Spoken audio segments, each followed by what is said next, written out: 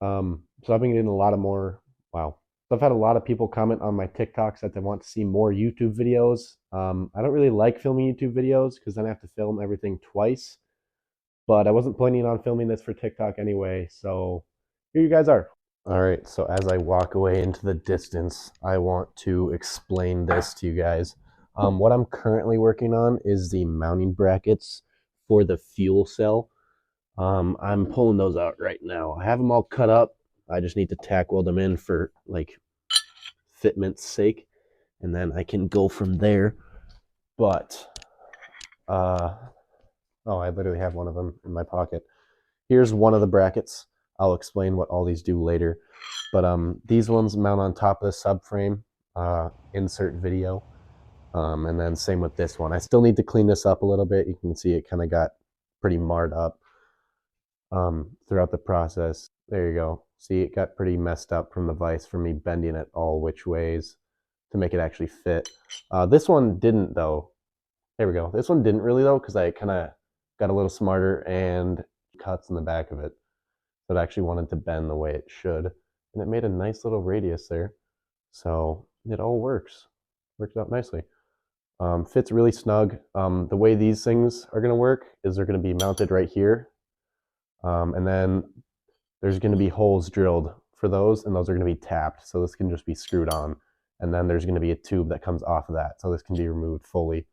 And this is the front portion of the bracing for the fuel cell. I know you're going to say, but Jordan, the subframe moves. And if you mount anything solidly to the subframe to another thing, that's going to break.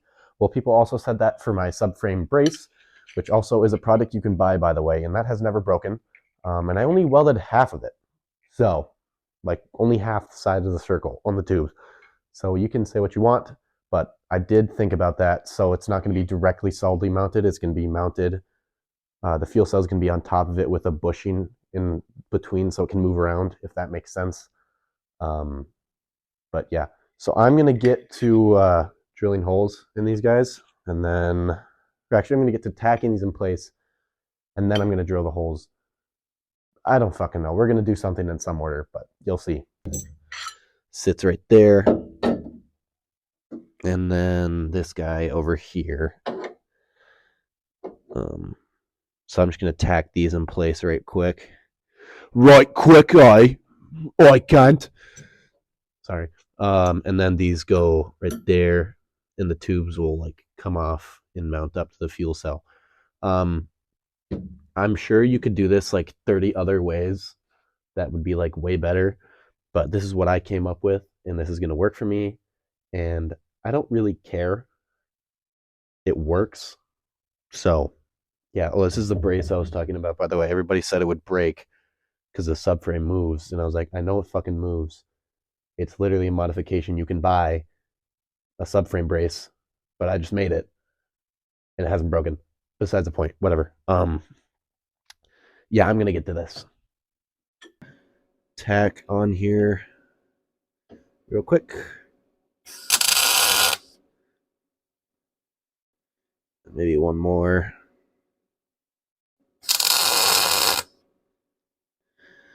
Call that good, right?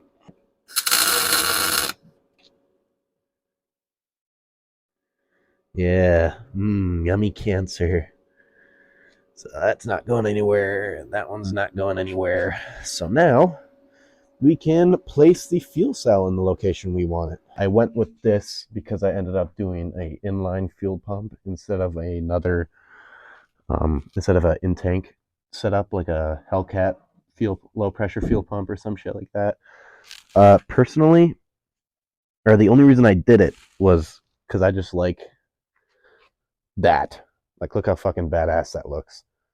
Why wouldn't you want a fuel cell in a race car? And then also, uh, again, with being a different type of build, I want to be different, not doing the same shit everybody does. And everybody does those stupid Hellcat low pressure fuel pumps. So I was like, I am going to be cool. I'm being purely satirical, by the way, of course. I am going to be cool and get myself a motherfucking inline fuel pump, which has a way better capacity than the Hellcat fuel pump, by the way, in case you're wondering. So I don't know why more people don't do it, but you know, you never know. Some people, man. Uh, right now, I'm just setting the rear mounting brackets for the fuel cell. They are just tubes I cut. That'll be perfect. Sweet. I'll show you guys. All right. So what I was throwing on right there was these guys back there. Like I said, they're just little pie cuts I made, so that way the bolts can just slide right through the top. What I actually might do is get a like little cap, run a bolt through it, and then weld it on the backside, and then weld it to the top of this guy. So there's just like a stud sticking through, so that can just slide over the top of it. Both of those, it'll be a lot easier than trying to figure anything else out with this. But yeah, you can see it doesn't have to be perfect. Once you weld it, you'll fill in some of the gaps. And again, it's just a fuel cell. It doesn't weigh like 800 pounds. It doesn't have to be perfect. And then also, this is going to sit a little lower. It's just like this now because it's on a fucking 2x4. I sound like Sam Sulek, but like the car version of him because I'm always out of breath because I don't know when to breathe when I'm talking on camera.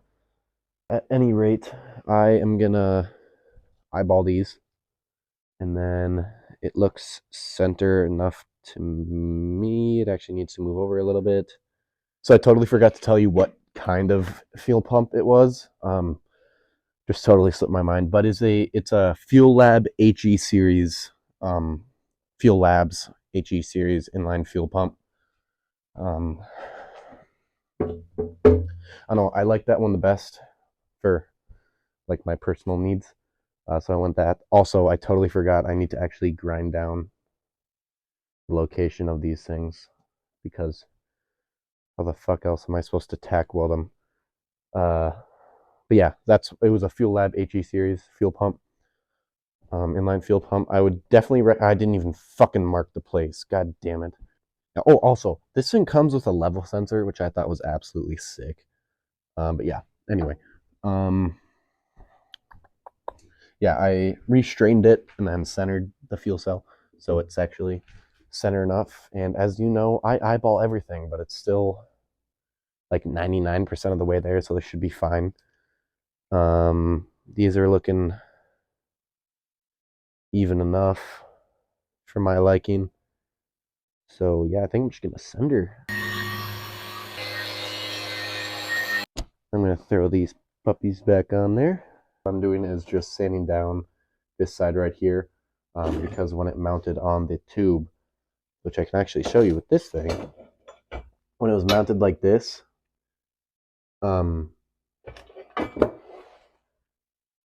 there was a plate that came up like right here on it. So this thing right here was hitting on it and was making it sit like more up like this, where it needs to sit down flat like that. So I'm just gonna sand away a wee bit, just a little wee bit. All right, we have respawned up top. You can see what I was talking about there. That I grinded down right here. It was originally a lot higher, so now it should be able to fit on that piece. It's a lot more than it actually looks on camera for some reason, but the mysteries of videography. I'm gonna tack those on there. Like I said, I eyeball everything, and that is something I will take to my grave. I should probably make sure if these are the same height, though. Oh my god, they fucking are. I bet my neighbors love having like a ray of sunshine be blasted into their windows at fucking 2 a.m. Sucks to suck. Should have moved in somewhere else. A few days later, I actually ended up getting the fuel cell fully mounted in. Just didn't have time to film it. Finalized brackets right there and then right there. I think they turned out pretty well, and they do a good job of holding up the fuel cell. So, I mean, can't complain there. It's not even bolted in. It's not going anywhere. Rear one's back there. Looking nice, too. What I did end up doing is actually throwing a bolt and washer on the top of them and then just welding them all the way around. So it kind of just has a stud now. But then I also started plumbing in the fuel pump, which you can see right there. It's all bolted in, and I started making the fuel lines out of PTFE fuel line, and then that's the primary fuel filter, so the coarse one, and then the fine fuel filter, and then that is where the fuel lines will go. I am waiting for a male to male 8AN-8AN connector, kind of like this. This is a 10AN to an 8AN line, but I need it to be a 8 to 8. So I had to order 2 of these. That's for each side of the fuel pump. And then I also had to order a 10AN like female to a 8AN male. So that way I can connect up this side. I can connect those two to something instead of them just not being able to connect to anything, because obviously I need to run my fuel lines. So yeah, that's what I'm currently doing, and yeah, so it's about all I can do for now. So I think I'm gonna end the video here, and then next video you'll be seeing me finishing up all the fueling, return line and everything, and then beyond that, that's about, like I said, that's about it. That's all I got for you right now.